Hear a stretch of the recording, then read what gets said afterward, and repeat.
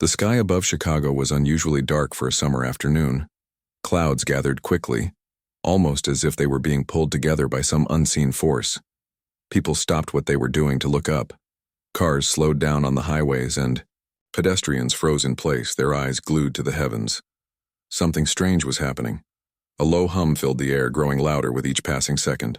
Then out of nowhere it appeared, an enormous alien ship descending silently from the sky. The craft shimmered like liquid metal, its surface reflecting everything around it. It didn't make any noise as it moved. No roar of engines or rush of wind. Just silence. The massive vessel hovered over the city for several minutes before slowly lowering itself onto the outskirts of town. Its size was overwhelming, dwarfing even the tallest skyscrapers. Everyone watching felt small, insignificant, like ants staring at a giant boot ready to crush them. News spread fast. Phones buzzed with alerts, social media exploded with videos and photos, and television networks interrupted regular programming to cover the event live. Reporters scrambled to get close enough to see the ship clearly, while others interviewed stunned witnesses. Some people cheered, thinking this might be humanity's first contact with extraterrestrial life. Others panicked, fearing the worst. What did these aliens want? Why had they come here? Among the crowd gathering near the ship stood Daniel Carter. He wasn't cheering or panicking, instead he watched quietly, his brow furrowed in thought. Daniel was an astrophysicist, someone who studied stars and planets far beyond Earth. For years he had searched for signs of intelligent life in space, poring over data collected by telescopes and satellites. Now, standing face to face with proof that such life existed, he felt a mix of excitement and unease. Beside him stood Laura Bennett, a biochemist known for her ability to stay calm under pressure. Together they worked at the university, researching questions about the universe that most people couldn't even imagine. "What do you think?" Laura asked, breaking the silence between them. Her voice was steady, but there was a hint of curiosity in her tone. "I don't know," Daniel replied honestly. This is beyond anything I've ever seen." Laura nodded. "They're not attacking, though. That has to mean something, right?" Daniel glanced at her.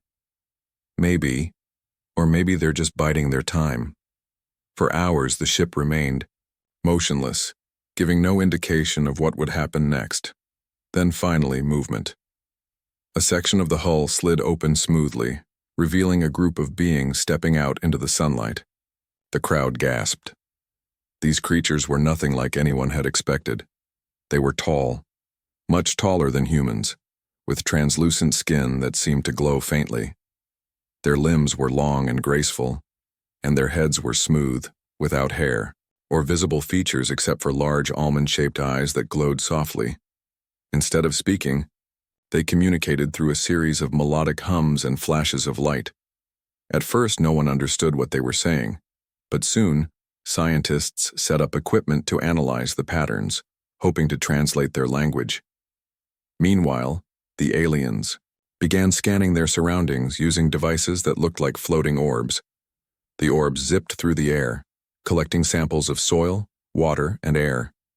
It was clear they were studying Earth, and possibly humanity itself. Daniel and Laura were among the few chosen to interact with the aliens. Government officials believed their scientific expertise made them valuable assets in figuring out why these visitors had come. When they approached the alien delegation, escorted by nervous soldiers, they noticed how deliberate every movement was. There was no sense of urgency, no aggression. Still, the presence of armed guards nearby reminded everyone that trust was fragile. One of the aliens turned toward Daniel and Laura, tilting its head slightly as if studying them. Through a translator device provided by the government, it projected images into the air. The images showed a barren planet, choked with thick gray clouds. Dead trees stretched toward a dim red sun, and crumbling structures hinted at a once thriving civilization. The message was clear. This was their home, destroyed by environmental collapse. "They're refugees," Laura whispered, her voice tinged with awe. "They came here because they have nowhere else to go." But Daniel wasn't so sure. Or maybe they're looking for resources. Maybe they plan to take what they need, whether we like it or not. As the days passed, the aliens continued their observations, deploying more drones to explore different parts of the world. Each drone was sleek and silent, moving with precision. They scanned cities, forests, oceans, and deserts, gathering data at an alarming rate. Scientists tried to piece together what the aliens were learning, but their technology was far beyond anything humans had ever encountered. Even the best minds struggled to keep up. Public opinion began to shift. At first, many people welcomed the aliens, seeing them as saviors bringing advanced knowledge. But as the drones multiplied and the aliens showed no sign of leaving, fear started to creep in. Conspiracy theories flourished online, claiming the aliens were planning an invasion. Protesters took to the streets, demanding answers from their leaders. Military forces positioned themselves near the alien ship, ready to act if necessary. Amid all the chaos, Daniel and Laura focused on their work. They spent long hours analyzing the information collected by the drones, searching for clues about the aliens' true intentions. One day, while reviewing atmospheric data, Daniel noticed something unusual. The aliens seemed particularly interested in Earth's oxygen levels, especially the trace gases mixed within it. He pointed this out to Laura, who immediately recognized the significance. "This isn't random," she said, leaning closer to the screen. "They're trying to understand something specific about our atmosphere." "Do you think it's toxic to them?" Daniel asked. "It's possible," Laura replied. "If their home planet collapsed due to environmental issues, maybe they're worried about making the same mistakes here."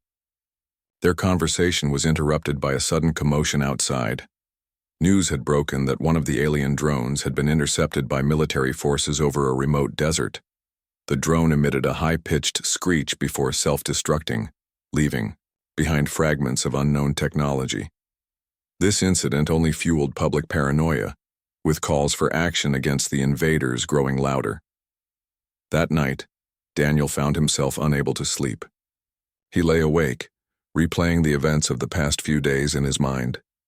The aliens' peaceful demeanor contrasted sharply with the fear gripping humanity. Was it possible they really meant no harm? Or were they simply playing a long game, waiting for the perfect moment to strike? The next morning, Daniel met Laura at the lab. She greeted him with a grim expression. "We can't sit back and wait anymore," she said. "We need to figure out what they're doing before things spiral out of control," Daniel agreed. Together, they decided to investigate the wreckage of the destroyed drone themselves. If they could uncover its secrets, they might be able to bridge the gap between humans and aliens and prevent a potential disaster. As they prepared for their journey, Daniel couldn't shake the feeling that they were stepping into uncharted territory. Whatever they found, it would change everything. The desert was quiet, almost eerily so. Daniel and Laura drove through the barren landscape in an old Jeep, their headlights cutting through the darkness. The wreckage of the alien drone lay miles away from any city or town, hidden among rocky hills and dry shrubs. It had taken them hours to get there, navigating narrow dirt roads and avoiding military checkpoints along the way. Neither of them spoke much during the ride. Both were lost in thought, wondering what they would find and whether they were making a mistake. When they finally arrived, the scene was unsettling. Pieces of the drone were scattered across the ground like shards of broken glass. Some parts still glowed faintly, casting an otherworldly light over the area. The air smelled strange, metallic and sharp, as if the crash had released something unnatural into the environment. Laura grabbed her bag of tools and stepped out of the Jeep, followed closely by Daniel. They moved cautiously, scanning the debris for anything useful. "Look at this," Laura said, crouching down beside a jagged piece of metal. She ran her fingers over its surface, feeling the smooth yet cold texture. "It's not like any material we've ever seen." Daniel knelt beside her, examining the fragment closely. "Do you think it's part of their ship, or is it something else entirely?" "It's hard to say." Laura pulled out a small scanner from her bag and held it up to the piece. Numbers and readings flashed on the screen, but none of it made sense to either of them. "Whatever it is, it's advanced, way beyond our technology. As they sifted through the wreckage, Daniel noticed something unusual. Hidden beneath a pile of twisted metal was a small device, no bigger than a shoebox. It pulsed with a faint, rhythmic glow, almost like a heartbeat. Carefully, he picked it up and turned it over in his hands. The surface was covered in intricate patterns that seemed to shift and change when touched. "What is that?" Laura asked, leaning in for a closer look. "I don't know," Daniel admitted, "but it feels important." They decided to take the device back to the lab for further analysis. On the drive home, neither of them could stop thinking about what they'd discovered. Was it a weapon, a communication tool, or something else entirely? Whatever it was, it might hold the key to understanding the aliens' true intentions. Back at the lab, Daniel and Laura got straight to work. They placed the device on a table and surrounded it with sensors, microscopes, and other equipment. Hours passed as they pored over every detail, trying to decipher its purpose. At first, progress was slow. The device didn't respond to any of their tests, remaining stubbornly silent. But then, just as frustration began to set in, it activated. Soft hum filled the room, growing louder until it vibrated through the walls. Tiny lights flickered across the device's surface, forming patterns that danced in the air above it. Daniel and Laura exchanged startled glances. Something inside the device was projecting images, holograms perhaps, into the space around them. One image showed Earth's atmosphere, swirling with colors that represented different gases.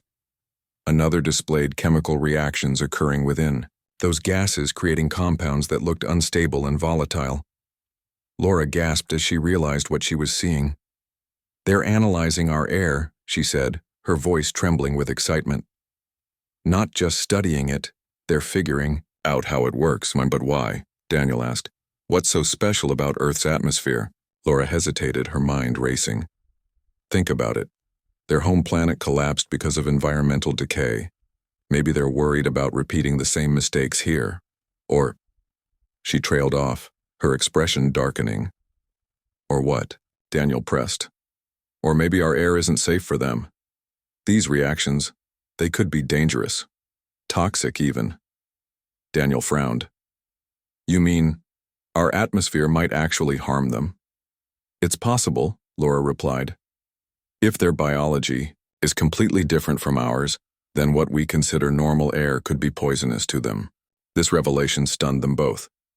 For weeks, humanity had assumed the aliens were invincible, superior beings capable of anything. But now, it seemed they had vulnerabilities too. And one of those vulnerabilities might be Earth itself. Next morning, Daniel and Laura shared their findings with Dr. Emily Parker, the head of their research team. She listened intently, her face unreadable as they explained the implications of their discovery. When they finished, she leaned back in her chair, deep in thought. "If this is true," she said slowly, "then we've misunderstood everything. They're not here to conquer us, they're trying to survive." "But how do we prove it?" Daniel asked. "Most people already think they're a threat. If we tell them the aliens are weak, they'll see it as an opportunity to attack." Emily nodded grimly. "We need evidence, hard proof that their presence here isn't hostile. Otherwise, no one will believe us." Determined to gather that proof, Daniel and Laura returned to the lab. They spent days dissecting the data from the alien device, piecing together fragments of information like a puzzle. Each new discovery only deepened the mystery. The aliens weren't just analyzing Earth's atmosphere, they were replicating it. Inside the device, tiny chambers contained samples of air trapped in microscopic bubbles. These bubbles mimicked the conditions of Earth's environment, allowing the aliens to study its effects without exposing themselves directly. "They're testing it," Laura murmured, staring at the glowing chambers. "They must have realized our air is dangerous to them. That's why they're being so careful." "But why haven't they left?" Daniel wondered aloud. "If Earth is toxic to them, why stay?" "Maybe they don't have a choice," Laura suggested. "Their ship is damaged, their resources are limited. Leaving might not be an option." This idea weighed heavily on both of them. If the aliens were stranded, desperate to adapt to Earth's harsh conditions, then humanity's reaction to their arrival was based on a lie. Instead of invaders, they were survivors, just like humans themselves. Despite their breakthrough, convincing others wouldn't be easy. Public opinion was firmly against the aliens, fueled by fear and misinformation. Military forces had begun preparing for conflict, stockpiling weapons and fortifying bases near the alien ship. General Mitchell, the head of the U.S. military response team, dismissed Daniel and Laura's theories as speculation. "These creatures are hiding something," he declared during a televised press conference. "If they wanted peace, they wouldn't be sending machines to spy on us." His words resonated with many, sparking protests and calls for action. Protesters gathered outside government buildings holding signs that read, "Protect our planet," and "Send them back." Politicians debated whether to launch a preemptive strike, arguing that it was better to act now than wait for an attack. Frustrated but undeterred, Daniel and Laura devised a risky plan. Using the recovered alien device, they attempted to communicate directly with the aliens. They programmed the holographic projector to display Earth's atmospheric composition, alongside warnings about its dangers. It was a gamble. If the aliens perceived this as a threat, it could provoke retaliation. But Daniel believed it was worth the risk. "We need to show them we're not just reckless animals," he told Laura as they prepared to transmit the message. "We're intelligent enough to help them survive." Laura nodded, though her hands trembled slightly as she adjusted the settings. Together they sent the signal, hoping it would reach the alien's ship. Then they waited. Minutes stretched into hours and still there was no response. Doubt crept into their minds. Had they misjudged the situation? Were the aliens truly hostile after all? Just as they began to lose hope, the skies lit up. A beam of light shot down from the alien ship, illuminating the area where Daniel and Laura stood. Slowly, a figure emerged, a single alien, taller and more radiant than any they had seen before. Its glowing eyes fixed on them, and for a moment time seemed to stop. Then it spoke, not with words, but with images projected into their minds. Pictures of dying worlds, suffocating atmospheres, and desperate attempts to find sanctuary. Images of Earth, vibrant and alive, but laced with danger. Finally, a question. "Can you help us?" Daniel and Laura exchanged a glance, then nodded. Yes, they could help.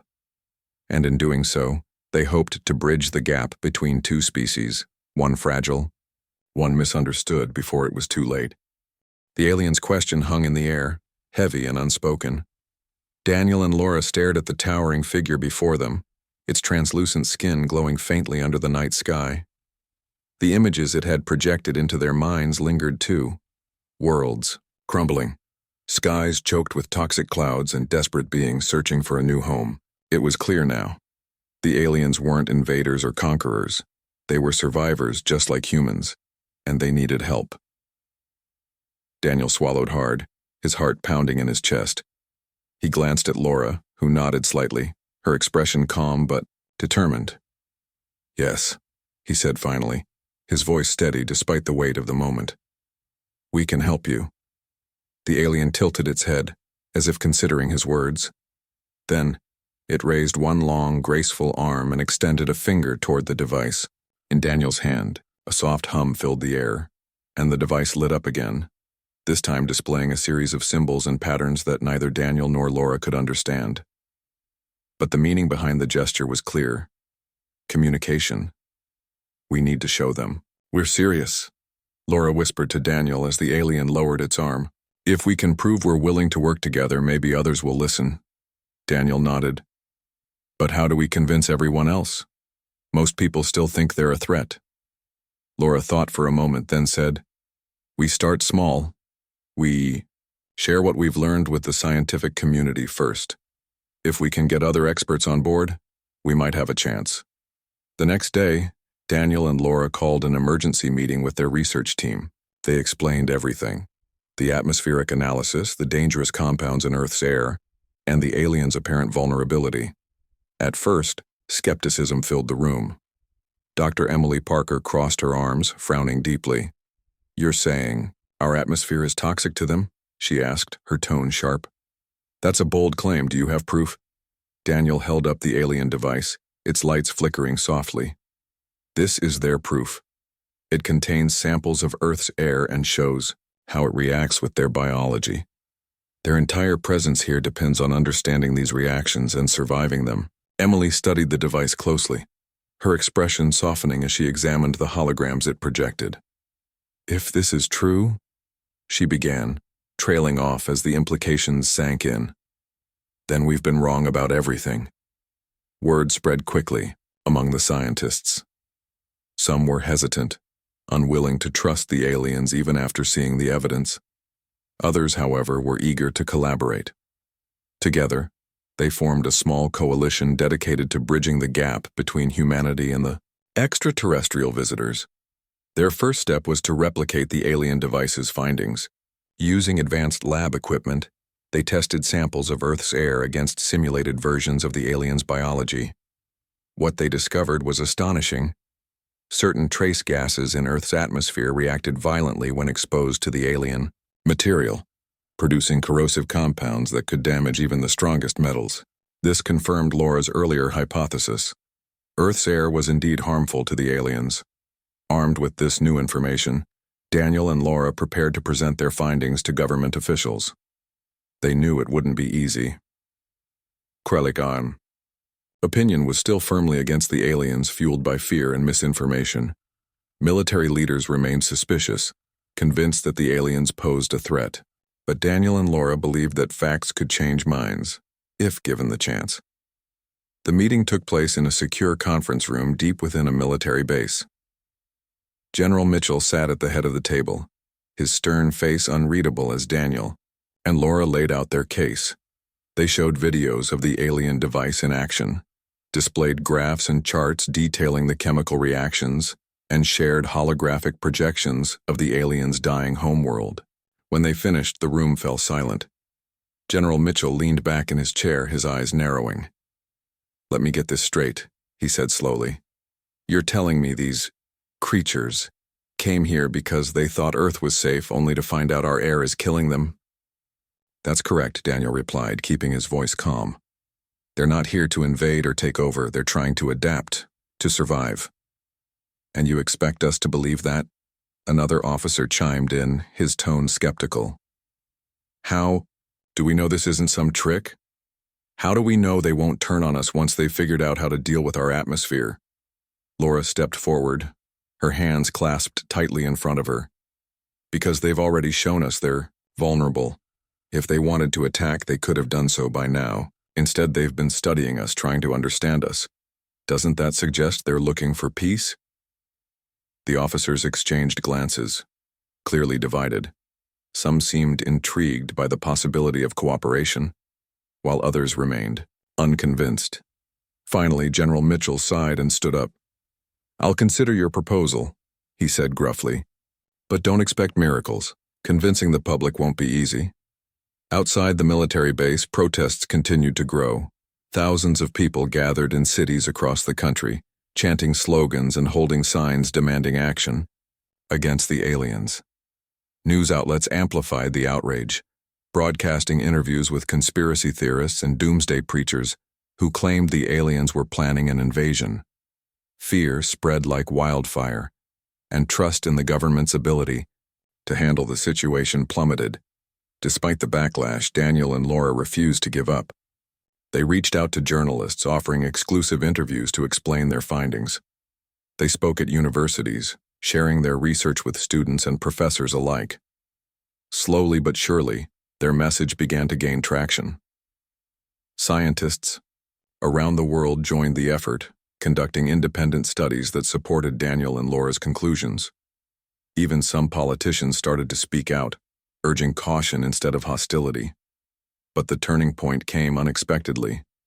One evening, as Daniel and Laura reviewed data in the lab, they received a call from the alien ship. Through the translator device, the aliens sent a message, not just to them, but to all of humanity. The message was simple yet profound. We seek harmony, not conflict. Accompanying the message was a series of images showing the aliens working alongside humans.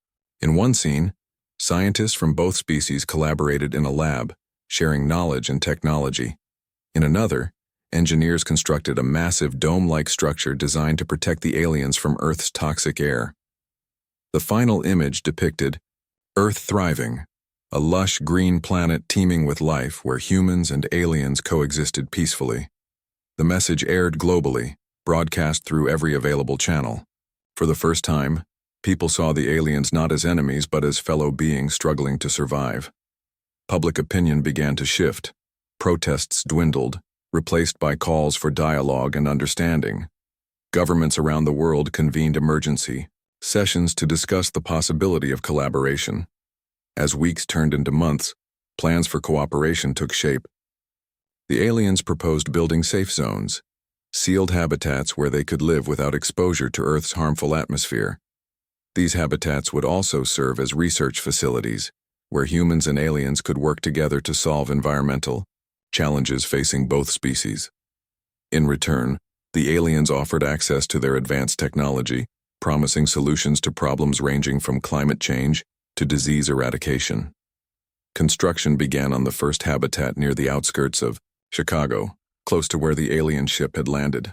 Engineers and architects from both species worked side by side, learning from each other as they built.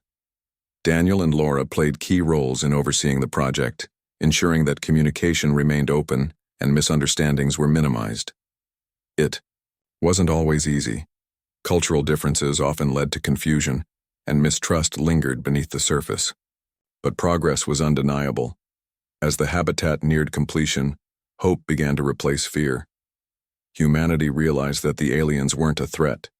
They were an opportunity. An opportunity to learn, to grow, and to build a future together. One evening, as Daniel stood on a hill overlooking the construction site, he felt a sense of awe wash over him. Glowing spires rose into the night sky, blending seamlessly with the stars above. Beside him, Laura smiled. "You did it," she said softly. "We all did." Daniel shook his head. "Not yet. This is just the beginning." And he was right. The road ahead would be long and challenging, but for the first time in history, two species had come together, not out of fear or greed, but out of a shared desire to survive and thrive. The first alien habitat was finally complete. It stood on the outskirts of Chicago, a massive dome-like structure shimmering under the sunlight. Its surface reflected the sky above, making it look almost invisible from certain angles. Inside, the air was carefully filtered and adjusted to suit the aliens' biology. For the first time in months, they could move freely without fear of Earth's toxic atmosphere harming them. The humans who had worked alongside them during construction marveled at the advanced technology used to create the habitat. Transparent walls glowed faintly, powered by energy sources humanity couldn't fully understand yet. Floating platforms carried supplies and equipment without a sound, their movements smooth and precise. Daniel Carter and Laura Bennett were among the few humans invited inside the habitat for the opening ceremony. As they stepped through the entrance, they felt a strange sensation, a subtle shift in pressure and temperature that signaled they were entering an entirely different environment. The aliens greeted them warmly, using their glowing eyes and melodic hums to express gratitude. Daniel and Laura exchanged a glance, both feeling a mix of pride and wonder. They had helped make this possible. Inside, the habitat was breathtaking. Plants unlike anything on Earth grew in large gardens, their leaves shimmering with colors no human eye had ever seen before. Streams of clear water flowed gently through the space, creating a soothing hum. The aliens moved gracefully among the structures, tending to machines and plants alike. Everything seemed alive, pulsing with energy and purpose. One of the aliens approached Daniel and Laura, its translucent skin glowing brighter as it communicated. Through the translator device, it projected images into the air, scenes of Earth's cities, forests, and oceans, followed by images of dying planets and crumbling civilizations. Then came a new image, a bridge connecting two worlds. The message was clear. The aliens saw Earth not just as a refuge but as a partner in rebuilding what they had lost. "They're asking us to help them restore their culture," Laura said softly, her voice filled with awe. "Not just survive, but thrive." Daniel nodded. "And in return, they're offering us something we desperately need: a way forward." Over the following weeks, collaboration between humans and aliens deepened. Scientists from both species worked side by side in labs within the habitat, sharing knowledge and technology. The aliens introduced methods for purifying polluted water, growing crops in barren soil, and generating clean energy without harming the environment. In return, humans taught the aliens about Earth's ecosystems, helping them adapt to the planet's unique challenges. Laura spent most of her time studying the alien technology, fascinated by how it merged seamlessly with nature. She learned that their machines didn't consume resources like human ones did. They actually gave back, replenishing the materials they used. "It's like they live in balance with everything around them," she told Daniel one evening as they reviewed data together. "No waste, no destruction, just harmony." Daniel smiled. Maybe that's why they survived as long as they did. Their world collapsed because of greed and carelessness, but they've learned from their mistakes. Meanwhile, Daniel focused on understanding the aliens' language and culture. He discovered that their melodic hums and flashing lights weren't just tools for communication, they were expressions of emotion, art, and history. Each pattern told a story, capturing moments of joy, sorrow, triumph, and loss. By studying these patterns, Daniel began to piece together fragments of their past, gaining insight into who they were and what they valued. As trust grew between the two species, so did hope. News of the collaboration spread worldwide, inspiring others to join the effort. Cities near the habitat transformed, becoming hubs of innovation and cooperation. Schools incorporated lessons about the aliens into their curriculums, teaching children to see them not as outsiders but as allies. Artists created works inspired by the aliens' glowing designs, blending human creativity with extraterrestrial aesthetics. But progress wasn't without challenges. Some people still resisted the idea of working with the aliens, clinging to old fears and prejudices. Protests erupted occasionally, though they were smaller and less frequent than before. Military forces remained cautious, keeping watch over the habitat even as tensions eased. General Mitchell, once skeptical of Daniel and Laura's efforts, admitted privately that he was impressed by the results, but he warned against complacency. "We've come a long way," he told Daniel during a meeting. "But don't forget, peace is fragile. One mistake, one misunderstanding, and all of this could fall apart."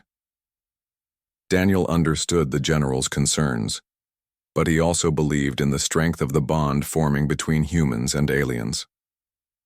"We've already proven we can overcome our differences," he replied. "If we keep focusing on what unites us instead of what divides us, I think we'll be okay." Years passed, and the partnership between humans and aliens flourished. More habitats were built across the globe, each one tailored to the needs of its location. Deserts became fertile fields thanks to alien irrigation systems. Polluted rivers ran clean again, teeming with life. Diseases that had plagued humanity for centuries were eradicated using alien medical techniques. Even climate change, once thought unstoppable, began to reverse as humans adopted sustainable practices inspired by the aliens. Daniel and Laura continued to play key roles in the collaboration, traveling between habitats and sharing their experiences with others. They watched as humanity evolved, learning to live in harmony with the planet rather than exploiting it. The aliens, too, adapted, finding ways to coexist with Earth's unpredictable environment. Together, they forged a future neither species could have imagined alone. One day, Daniel found himself standing atop a skyscraper in downtown Chicago, gazing out at the city below. Beside him, Laura smiled as she looked at the glowing spires of the alien enclave rising in the distance. "Looks like we proved them wrong," she said softly. Daniel nodded, his eyes fixed on the horizon. "They thought we were reckless, destructive. And maybe we were, for a long time, but now—" He paused, searching for the right words. Now we're building something better, something worth fighting for. Laura placed a hand on his shoulder. Something worth living for. As the sun set, painting the sky in shades of orange and pink, Daniel felt a deep sense of satisfaction. Humanity had faced its greatest challenge, yet, and risen to meet it. The aliens, once seen as invaders, had become teachers, friends, and partners. Together, they had turned fear into understanding, conflict into cooperation, and despair into hope. Earth was no longer just a cradle of human civilization. It was a testament to the power of unity, a reminder that even in the face of seemingly insurmountable odds, understanding could prevail. And as Daniel stood there, watching the stars appear one by one in the darkening sky, he knew that this was only the beginning. Years had passed since the aliens first arrived, and the world was unrecognizable. Cities once choked with smog now gleamed under clear skies. Rivers that had been polluted for generations flowed clean again, their waters teeming with fish and wildlife. Forests, once stripped bare by human greed, were regrowing at an astonishing rate thanks to alien technology that accelerated natural processes without harming the ecosystem. Humanity had changed too, not just in how it treated the planet, but in how it saw itself. People began to think less about borders and more about unity, working together across nations and cultures to build a better future. Daniel Carter and Laura Bennett had become household names, celebrated as pioneers of this new era. Their faces appeared in books, documentaries, and even children's stories about the day humans and aliens came together to save Earth. But despite their fame, they remained humble, always quick to remind people that the real heroes were the countless scientists, engineers, farmers, teachers, and ordinary citizens who had embraced change and worked tirelessly to make it happen. The alien enclaves, once viewed with suspicion, were now symbols of hope. Each habitat was unique, designed to blend seamlessly with its surroundings while protecting the aliens from Earth's toxic atmosphere. Inside, humans and aliens collaborated daily, sharing knowledge and solving problems that once seemed impossible. The glowing spires of these habitats dotted landscapes around the globe, from frozen tundras to tropical rainforests. To many, they represented not just survival but transformation, a reminder that two vastly different species could find common ground and thrive. One morning, Daniel woke early and stepped onto the balcony of his apartment. He lived near one of the largest alien habitats, a sprawling complex surrounded by lush gardens and winding streams. The air smelled fresh, carrying hints of flowers and damp earth. Birds chirped in the distance, their songs mingling with the faint hum of alien machinery. It was peaceful, a stark contrast to the chaos of the early days when fear and mistrust dominated. Laura joined him a few minutes later, holding 2 cups of coffee. She handed one to Daniel and leaned against the railing, gazing at the habitat below. "Hard to believe how far we've come," she said, taking a sip. Daniel nodded. "Sometimes I wonder if it was all worth it. The arguments, the protests, the sleepless nights." "You know it was," Laura replied firmly. "Look at what we've built. Look at what we're still building." They stood in silence while watching the sun rise over the horizon. Its golden light bathed the alien spires in warmth, making them glow brighter than usual. It was hard to imagine that those structures housed beings who had once been so misunderstood, feared even. Now they were neighbors, colleagues, friends. Later that day, Daniel and Laura headed to the habitat for a meeting with a group of alien leaders. These meetings happened regularly, part of an ongoing effort to strengthen the partnership between humans and aliens. Over time, communication had improved significantly. While the aliens still relied on melodic hums and flashing lights to express themselves, humans had developed tools to interpret their language more accurately. Conversations that once required hours of translation now flowed almost naturally. Inside the habitat, they were greeted by an alien named Valen, one of the first beings Daniel and Laura had interacted with during the initial days of contact. Valen's glowing eyes brightened as it approached, and it projected a series of images into the air. The images showed Earth from space, vibrant and alive, followed by scenes of dying planets and civilizations lost to time. Then came something new. A vision of Earth centuries into the future, thriving with life and home to both humans and aliens. We see potential. Valen's voice echoed through the translator device. Potential for growth, for learning, for healing, Daniel smiled. We see it too, but there's still work to do. Valen tilted its head slightly, a gesture Daniel had come to recognize as curiosity. What challenges remain? Laura stepped forward, her expression thoughtful. Not everyone is ready to embrace this change. Some still fear you. Some still resist the idea of working together. And while progress has been incredible, there are places where old habits die hard. Valen hummed softly, its glowing patterns shifting like ripples on water. Fear is natural. Resistance is expected. But understanding conquers both. Daniel nodded. You're right. We just need to keep showing people that collaboration benefits everyone. That's why meetings like this are so important. They remind us of what we can achieve when we work together. As the meeting continued, discussions turned to new projects. One initiative focused on reversing desertification, using alien technology to restore barren lands to fertile soil. Another aimed to combat rising sea levels by creating floating cities powered entirely by renewable energy. Every project involved contributions from both species, blending human ingenuity with alien innovation. Afterward, Daniel and Laura took a walk through the habitat's gardens. The plants here were unlike anything found on Earth. Bioluminescent flowers glowed softly in shades of blue and green, while vines spiraled upward, trailing tiny orbs of light. Alien workers tended to the gardens, their movements graceful and deliberate. Nearby, human researchers studied samples of alien flora, searching for ways to adapt them to Earth's ecosystems. It's amazing how much we've learned from them, Laura said, brushing her fingers against a glowing leaf. And how much they've learned from us. Daniel chuckled.